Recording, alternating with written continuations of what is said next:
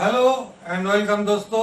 तो चलिए आज हम एक नया चैप्टर शुरू करते हैं, माइक्रोस्कोप, जो लेबोरेटरी का अहम चीज है, जो कि आई ऑफ द पैथोलॉजी डिपार्टमेंट का है। आई यानी आंख है। और हम उम्मीद रखते हैं इस चैप्टर को आप लोग पूरे वीडियो वॉच कीजिएगा तो माइक्रोस्कोप का बारे में आपको करीब करीब सारी जानकारी आ जाएगी।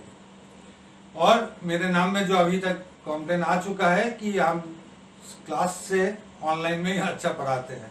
तो चलिए हम लोग देखते हैं माइक्रोस्कोप क्या है। माइक्रोस्कोप का मतलब है माइक्रो प्लस स्कोप, यानी माइक्रो मतलब बहुत छोटा चीज, स्कोप मतलब टू व्यू यानी देखना। इसके बाद देखिए माइक्रोस्कोप का हम कई तरह का माइक्रोस्कोप का वर्णन बना दिए हैं यहाँ पर, जो कि सबसे पहले सिंपल माइक्रोस्कोप यानी देखिएगा जो ज्योतिष लोग होते हैं वो हैंड लेंस का यूज करते हैं। हैंड लेंस आप लोग छोटे क्लास में भी यूज किए हैं। तो हैंड लेंस क्या है कि 17वीं सेंचुरी में एंटोनी वैन लीeuwenhoek ने एक convex both side convex lens का यूज किए थे, जो कि कहा जाता है कि the earliest microscope of the world, दुनिया का सबसे पहला माइक्रोस्कोप है जो कि एक वस्तु को 200 से 300 गुना मैग्नीफाई यानी बड़ा करने में सक्षम था।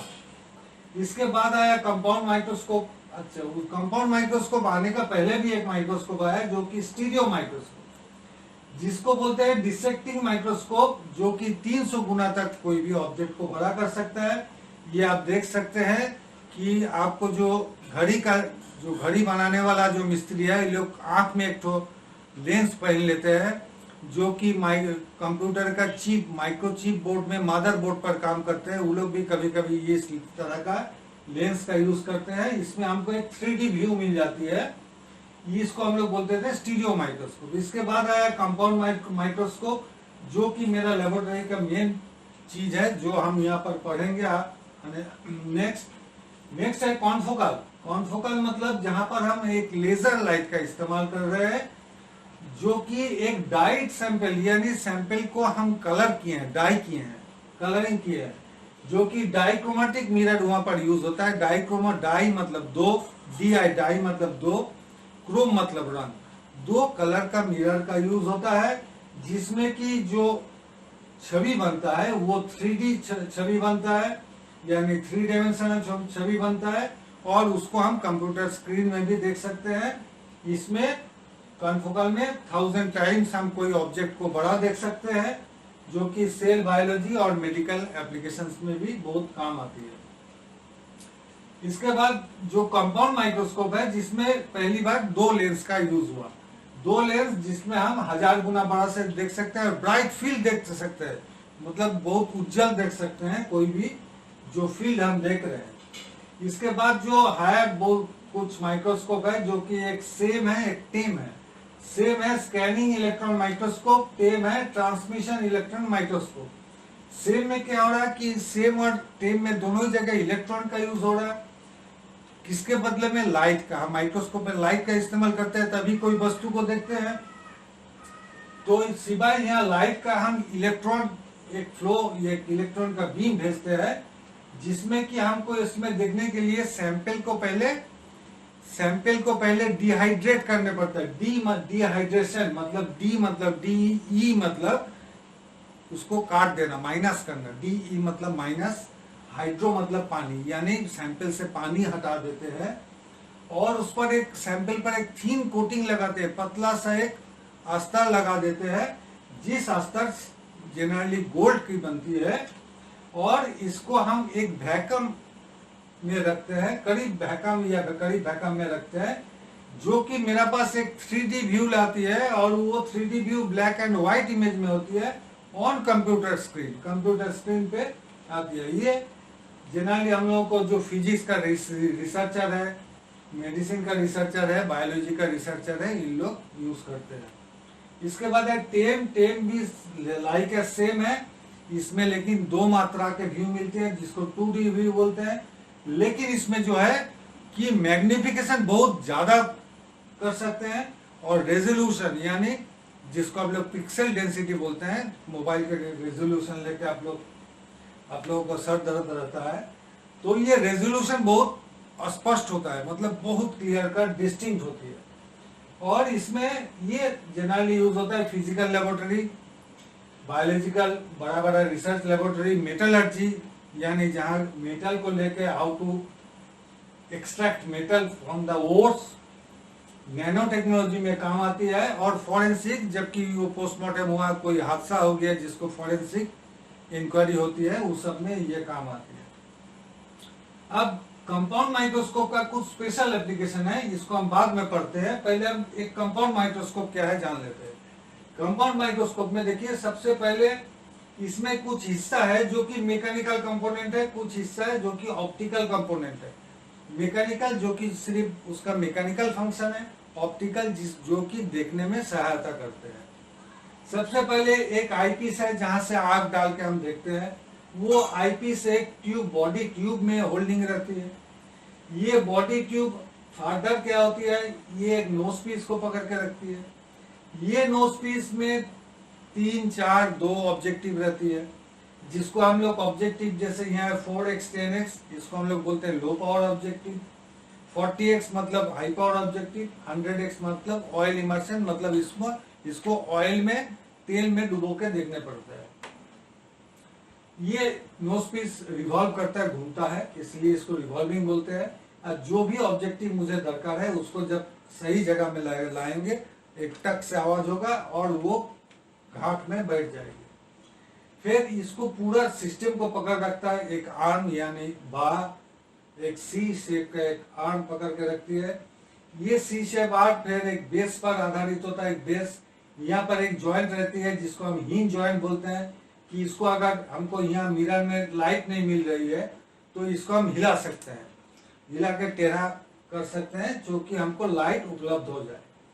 फिर यहाँ एक मैकेनिकल स्टेज होती है। ये मैकेनिकल स्टेज के ऊपर जहाँ हम स्लाइड रखते हैं, वो खून का हो, पेशाब का हो, स्टूल का हो, ये स्लाइड को पकड़ के रखता है, एक क्लिप से पकड़ के रखता है। स्लाइड को आगे पीछे और साइड में मूवमेंट करने के लिए 2 स्क्रू होते हैं। और क्या होती है, इसको सही फोकस को मिलने के लिए, हमको फोकस मिलने के लिए मेरा है कोर्स एडजस्टमेंट, यानी बड़ा कोर्स मतलब बड़ा एडजस्टमेंट, मतलब हम रफ फोकस कर लेते हैं। फिर ये जो फाइन एडजस्टमेंट है, इससे हम फाइन फोकस डालते हैं। फाइन फोकस का है हमको दरकार पड़ता है, क्या कि जब हम कोई भींगा हुआ मतलब यूरिन लिए तो उसका कई स्तर होते हैं, कई लेयर्स होते हैं, तो हर एक लेयर को देखने के लिए हर एक बार हमको फाइन को एडजस्ट करने पड़ता है। इसलिए फाइन को कंटिन्यूअस मूवमेंट होती है देखने का समय। और एक अहम हिस्सा है, ये है कंडेंसर, जो कि आलो को, जो लाइट है, लाइट को ये कंडेंस करती है, पूरा इसको जमने में सहायता करता है।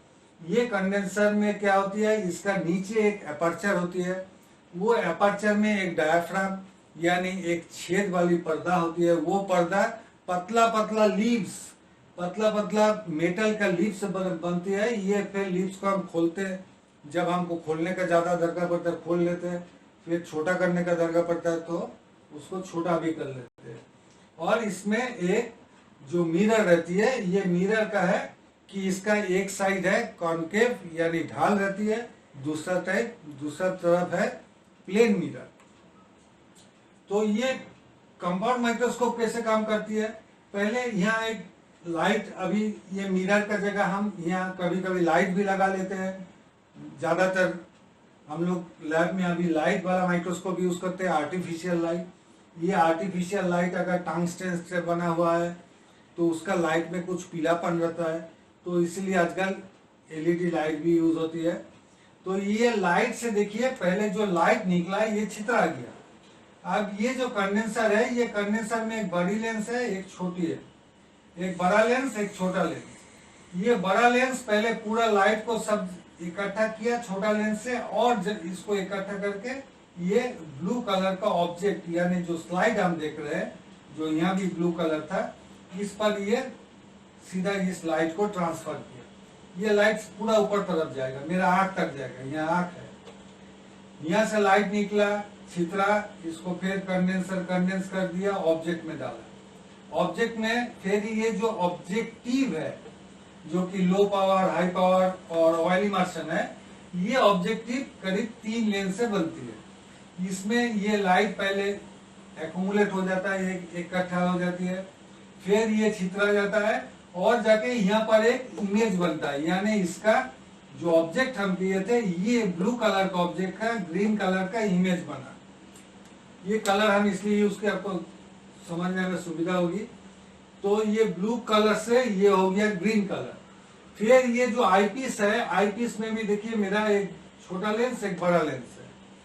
ये फिर ये लाइट को फिर ये इकट्ठा कर दिया, जो कि मेरा जाके सीधा मेरा आंख तक गया, जबकि हम ऑब्जेक्ट मेरा यहाँ है, हम इमेज देख रहे हैं यहाँ।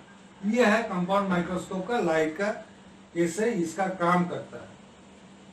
कंपाउंड माइक्रोस्कोप में क्या क्या होती है कि मैकेनिकल कंपोनेंट और कुछ ऑप्टिकल कंपोनेंट। मैकेनिकल कंपोनेंट क्या है, जो कि मैकेनिकल पार्ट्स है, जो कि पकड़ के रखता है, जो आर्म है, जो बॉडी ट्यूब है, जो नोज पीस है, ये जो nose piece, revolving nose piece, ये मैकेनिकल स्टेज। मैकेनिकल स्टेज में एक क्लिप है जो कि स्लाइड को होल्डिंग करता है। फिर स्लाइड मूवर है, आगे पीछे अगल बगल में हटाने के लिए।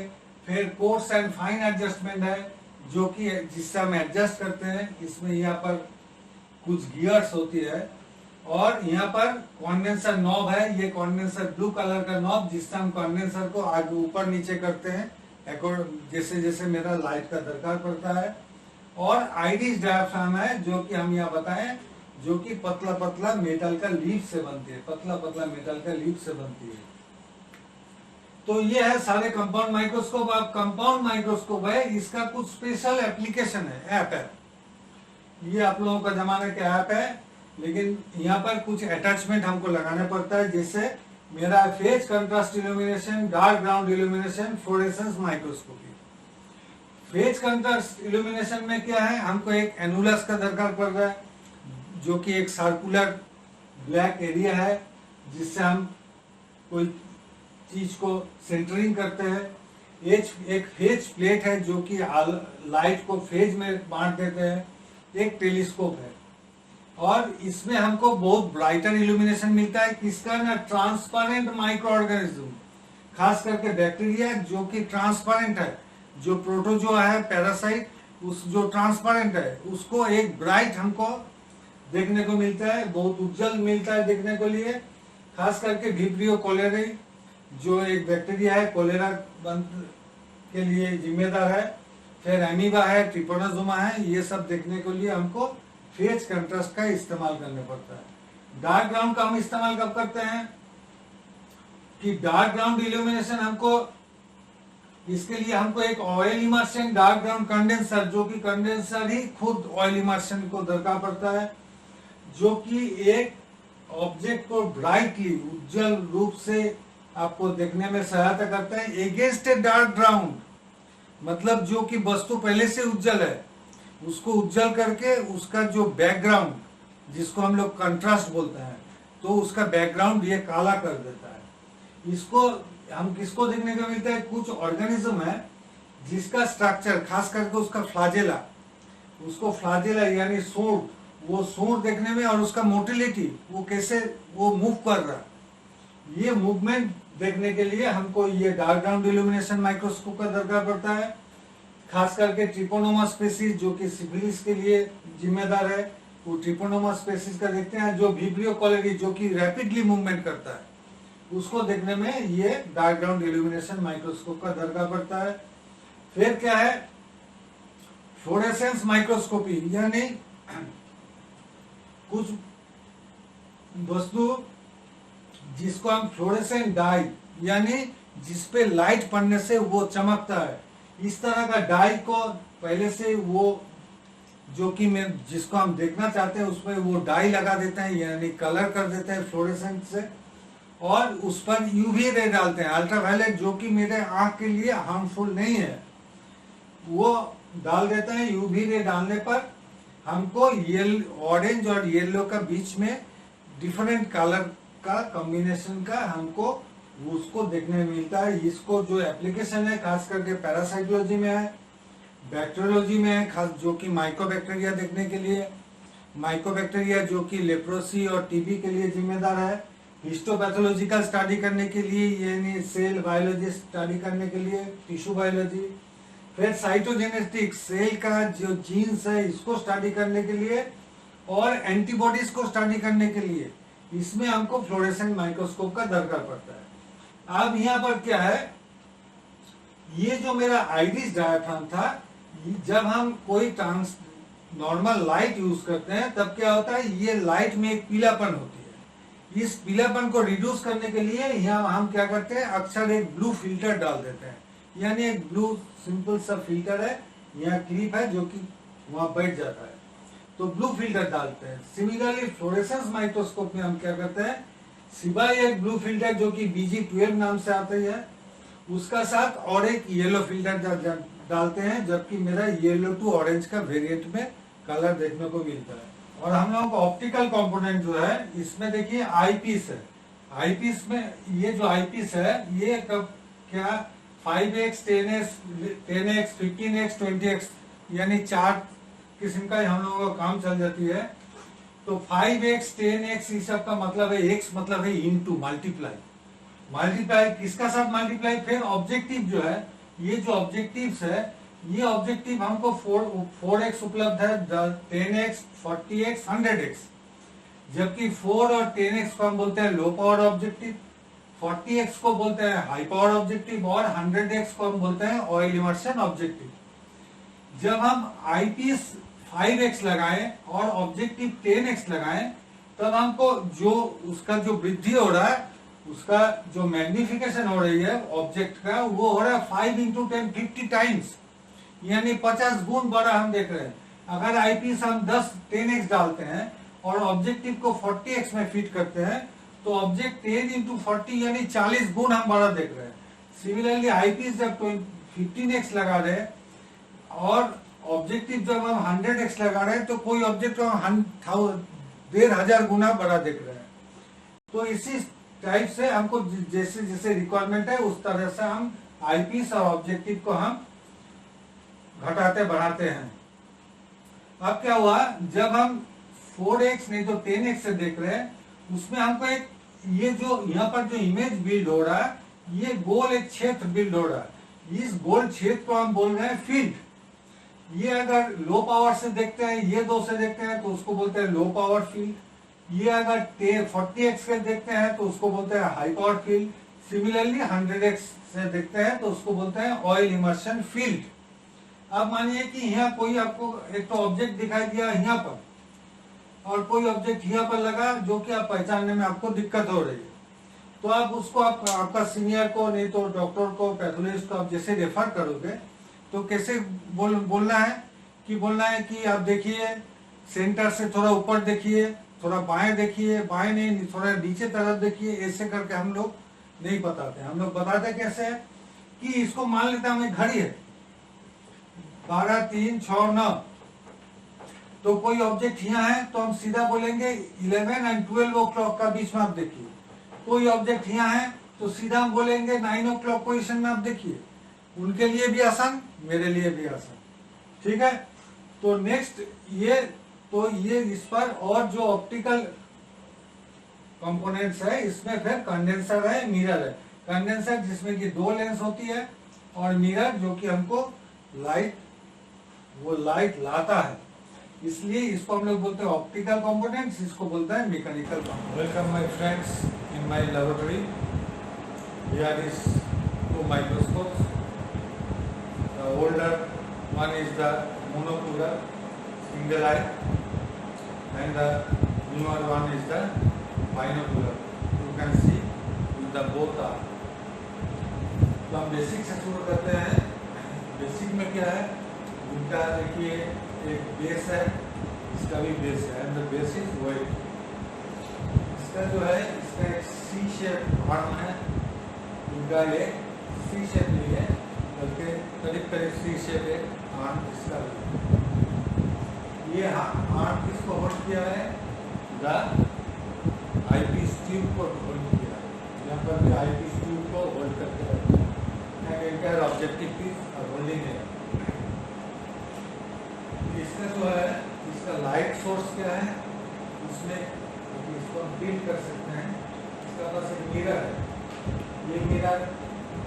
है and this part is plane mirror. Other than क्या है, इसका भी एक लाइट सोर्स है, ये आपका लाइट सोर्स है लाइट, एंड इसका भी एक, इसको तो टिल्ट नहीं हो सकता है, तो इसका भी एक कंडेंसर है, इसका भी एक कंडेंसर। ये कंडेंसर को मूव करने का क्या तरीका है, इस तरीके से हम इस कंडेंसर को मूव कर सकते हैं। आप देख सकते हैं इस तरीके से ये कंडेंसर मूव होता है। ये कंडेंसर का नीचे क्या है, डायाफ्राम। इस डायाफ्राम को ये स्विच से हम रेगुलेट करते हैं, इसमें ये नॉब है, ये नॉब से देखिए ऊपर में लाइट बढ़ते बढ़ते जाता है। ऊपर में देखिएगा इस पॉइंट पर देखिए लाइट पूरा ऑफ हो गया, ये देखिए इसमें इल्यूमिनेटिंग लाइट। इसमें और एक चीज है, there is the blue filter. ये ब्लू फिल्टर का काम क्या है, ये पीला लाइट को यानी येलो लाइट को कन्वर्ट इनटू व्हाइट लाइट, और इसको सिंपल सा इसको चूज कर देता है। इसका भी light source condenser, light source condenser, base 3R। Now there is a platform and clips are there, there is a clips are there to holding a slide like that. It holds the slide in that fashion, it holds the slide and move in that fashion. In that fashion it is moved laterally, and in that fashion it should move vertically. Now there is a scale. You can note a scale, where is the object you want to describe. तुम जो object को बोलते जाओ, जो word आपको बुझाते जाओ, उसी ऑब्जेक्ट का स्केल है, यू कैन नोट किया, आप इसको नोट कर सकते हैं आसानी से। यहाँ एक स्केल है, ये लैटरल का भी स्केल है, और ये वर्टिकल का भी यहाँ एक स्केल है। आगे क्या है, इस आईपीस से जब आप देखेंगे तो ये आईपीस का, ये आईपीस हम देखिए अक्सर देखेंगे, लेकिन ये बोथ आई में दोनों आई का जो हम लोगों को मेजरमेंट है सबका बराबर नहीं है, इसलिए you can adjust by this so that you can find only a unique field. दो अक्स से तो हम दो चीजें ना देख सकते हैं, तो you can find a unique चीज, सो you can move it according to your requirement. इसको that if you want to handle this object, handle this slide by right hand, then it is the okay posture. If you want to handle this slide movement with left hand, suppose you are a lefty and you prefer that, you just rotate it and again you just rotate this one, so you can find from here, and this one is comes to my left, so this can be rotated, this is fixed, and for focusing the light, this is the coarse adjustment and this is the fine adjustment. This is, you can see this is the fine adjustment, this is the coarse adjustment. Here this is the coarse adjustment and this is the coarse adjustment and this is the fine adjustment. Now there is 3 objectives are available. One slot is now bracket. The objectives are 4x, 10x and there is the 10x, 45x and 100x. Here it is 10x, it is 4x. Then it is 45x and it is 100x. That is oil immersion, and both the oil immersion and the hyper objective has a buffer is there. You can see a buffer is here. A buffer is here to rescue the lens, not the slide. क्योंकि आपका slide में कभी ये धक्का लग जाती है तो आपका लेंस को नुकसान न पहुंचे, इसलिए ये बफर है, ये लेंस को रक्षा करने के लिए। आपका स्लाइड का नहीं, आपको स्लाइड इसमें धक्का लगने पर आपका स्लाइड टूट जाएगा। तो ये for the purpose of your healthy lens. There is a buffer, but these two lenses, when we focus, these two lenses are much. When we get the focusing plane, suppose we can find here in this manner, and so there is much gap, and so there is no need of buffer. इसलिए यहाँ पर कोई buffer नहीं दिया गया है। तो इसको हम फोकस करते हैं कैसे कि पहले हम स्लाइड को रखें, इस पॉइंट पे हमको जाना है, वही पॉइंट पे हम गए, पॉइंट पे जाने के बाद हमको I have to start from here, इस स्लाइड में धक्का ना लगे, ये 10x है, देखिए 10x, ये 10x हम बढ़ते बढ़ते जाएंगे, यहाँ हमको फोकस मिल जाएगा, यहाँ तक हमको फोकस मिल जाएगा। इस तरह हम उतरे, हम स्टार्ट यहाँ से नहीं किए, ये नीचे से हम स्टार्ट नहीं किए, हम स्टार्ट किए ऊपर से, क्योंकि मेरा स्लाइड बचा है। ये धीरे धीरे हम फोकस करते गए तो हमको फोकस मिल गया। जैसे फोकस मिल गया, if I want to see the object through high power, हम इसको जस्ट मूव कर देंगे और ये हाई पावर में, ये आपका जस्ट, ये हाई पावर में जस्ट आपका फोकस मिल गया। ये जब घुमाएगा, ये घुमाने का समय आपको यहाँ कट से एक आवाज होगा, या जैसे हम जाएंगे तो कट से एक आवाज होगी, ये फंस जाएगा। ये जो ऑब्जेक्टिव है, ये ऑब्जेक्टिव अगर कहाँ जा रही है, ऑयल इमर्शन आप लेना चाहते हैं तो ऑयल इमर्शन में गए और यहाँ जाते ही वो कट से आवाज करेगा और फंस जाएगा। तो this is about the microscope and also you learn it in the theory chapter also. So we are moving to our class now. आप लोग इस वीडियो को लाइक कीजिएगा, शेयर कीजिएगा और सब्सक्राइब कीजिएगा। नेक्स्ट जो वीडियो आएगी वो लेबोरेटरी का और कुछ इंस्ट्रूमेंट के बारे में होगी, वो इंस्ट्रूमेंट जो कि कॉमन यूज में हम लोगों को आती है। Thank you.